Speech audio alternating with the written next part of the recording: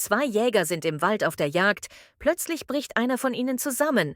Er scheint nicht mehr zu atmen.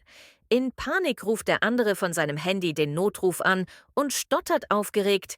Ich glaube, mein Freund ist tot. Was soll ich denn jetzt bloß machen?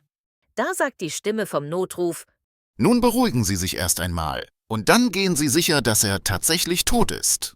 Nach einem Moment der Stille ertönt ein Schuss. Wieder zurück am Telefon fragt der Jäger: Okay. Und was jetzt?